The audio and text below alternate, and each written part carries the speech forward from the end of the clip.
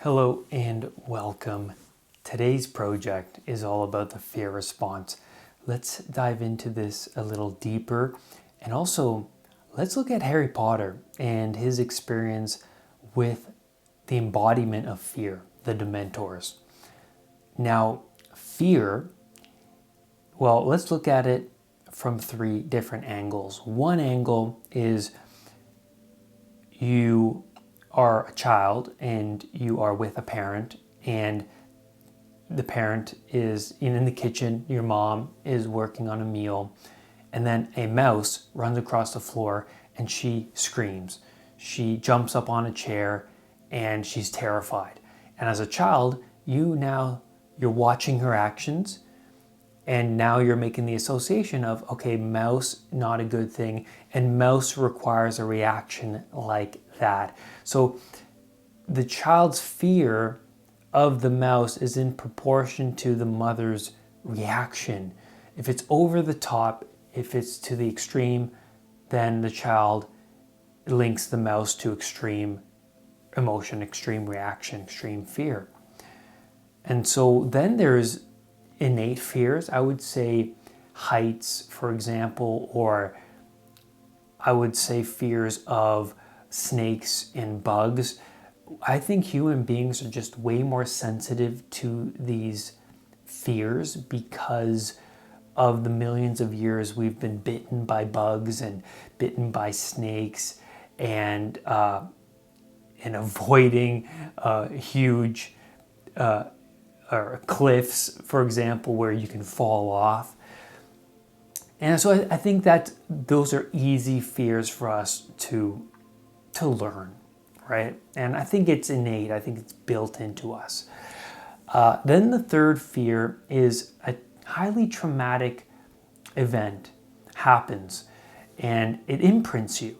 So it's highly emotional in a negative way. You get into a car accident, you experience an embarrassing moment, or something novel happens to you when you're a child, family member dies, or they get ill, and it's extremely emotional to you. It imprints on you.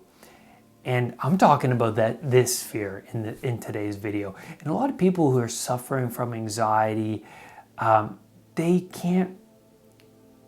they have a hard time mapping the origins of this original fear.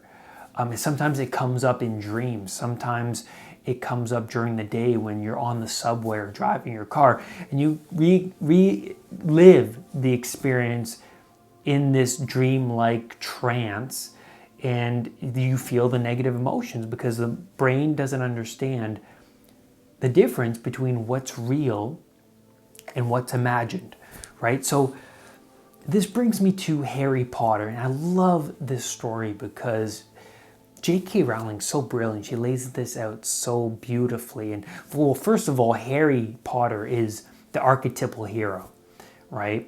And if you don't know what archetypal means, it's what's common across a long period of time.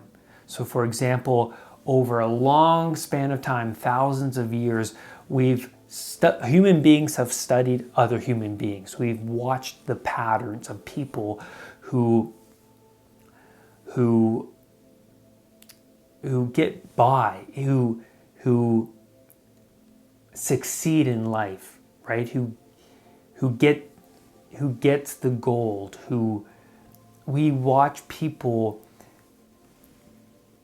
encounter the world properly, and we extract those qualities from those people. So for example, one quality Harry has is he voluntarily confronts situations that he knows to be fearful and is afraid of, but he does it anyways, and in return he saves the girl, or he gets the gold, right?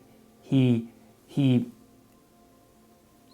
reunites society, in this instance the castle, Hogwarts, or in Luke Skywalker's case, the rebels, and defeats evil, and everything is more in balance because there's no tyranny, there's no starvation, there's no murder, right? So Luke Skywalker's an archetypal hero, Harry Potter, Bilbo Baggins, Frodo Baggins, Aragorn. These are archetypal heroes. And they're in all of our stories. And why they resonate with us is because we are looking for the proper path in life. Something resonates in us when we encounter somebody who is properly oriented, who's accomplishing great things in getting the results that rebuild and restructure society and create balance in the community. And so in Harry Potter, he encounters the Dementor, right? He's on the train with his friends going to Hogwarts. Everything goes black. Everything gets icy cold. And then the Dementor swoops in, glides in. And, well, first of all, everything goes cold, icy. What does that mean? Well, when we encounter a predatory animal, what do? We freeze. That's our emotional brain, our anxiety response telling us, okay, we need to freeze so the predator might not be able to see us. And then once we freeze, then we can respond accordingly. We can run, we can fight, right? But first is freeze.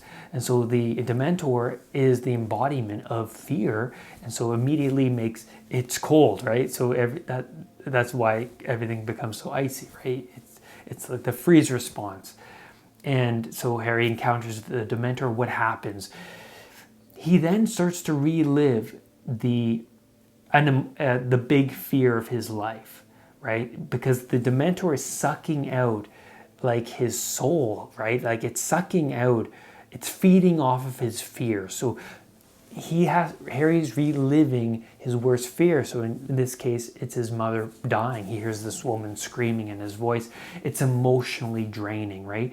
So what happens when you re-experience a fear in your life? Well, you're driving your car, you're playing out the movie in your mind's eye. It's emotionally exhausting. You feel the emotions, they're negative, and then you come back into the present moment feeling even more drained, and you go about your day.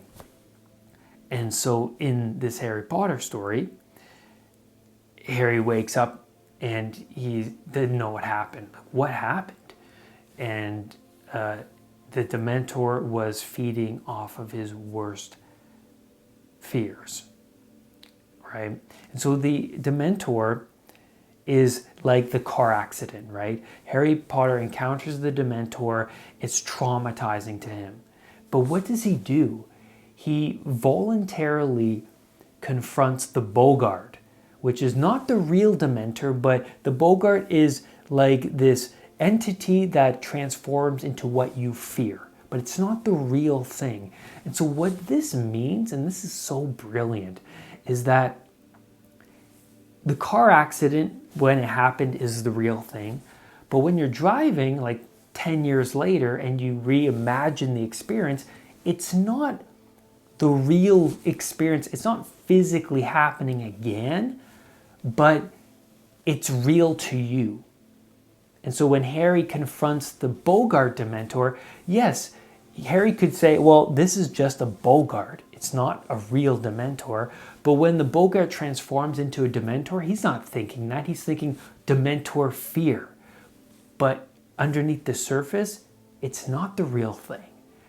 But it's real to Harry. And when you relive these traumatic experiences, they're real to you, right? So Harry voluntarily confronts the Bogart to train how to defend himself, because he doesn't want to encounter a real Dementor again in the future. And this is what our unconscious mind is doing. It's saying to us, by bringing up the original experience, it's saying to us, hey, Brad, I don't want to step into this same pothole again in the future. I don't want to encounter this malevolence or this betrayal again. And so this is the Union shadow, to incorporate the parts of us that we don't want to confront, right? So once we understand what happened in the past using our rational brain, our analytical brain, and by confronting the experience voluntarily, we are attaching safety. We are resolving the experience. We are attaching safety to the original event, and we're letting the other traumatic experience go. So we're releasing the baggage. So when Harry is training the Patronus with the Bogart Dementor, he's desensitizing himself from that fear. So then once he encounters another real Dementor again in the future, he's going to have the right tools to overcome that experience, thus not re-traumatizing himself, but he has now developed the tools to voluntarily overcome that experience. So he learns a Patronus, and then later in the movies, he then saves his godfather from these Dementors, and he saves himself. So now he's like, so the best way to describe the shadow is, would you rather be a warrior in a garden or a gardener in a war? Or let me flip that because it sounds better. Would you rather be a gardener in a war or a warrior in a garden? And so Harry becomes the warrior in a garden. So when necessary, he can whip out his martial arts or the tools that he has developed to protect not only himself again, but to help other people who may be struggling. So this is brilliant because this is what's necessary for desensitization, for overcoming fears. We have to revisit the original trauma in order to reframe the trauma, to look at it differently, but also to release it, to tell our unconscious mind that we no longer need to hold on to this experience because I now understand what happened, what I need to do in the future to prevent this from happening, and that's it, right? So we have to go back and talk to our unconscious processes instead of repressing it, because in today's society, many people, I didn't know how to overcome this baggage or even what this baggage really even means that's lurking under here. And so it's important to watch these videos and to understand, okay, the 95% of who you are, your unconscious mind, and what's necessary to free yourself of the past, to release your grip over it. Because the traumatic experience is keeping you, part of you, stuck in that past. And that's where I'm going to leave you on today's video. Thank you so much for being here with me today. Remember to leave a like, leave a comment if you've done these releasing trauma exercises before. And I also have a meditation to do on my channel that you can do right now to help release this trauma. And lastly, do not let anxiety define who you are. I will see you on the next video. Bye for now. Make sure you hit that subscribe button and that bell so that whenever a new video of mine appears, you will be one of the first to know. Namaste.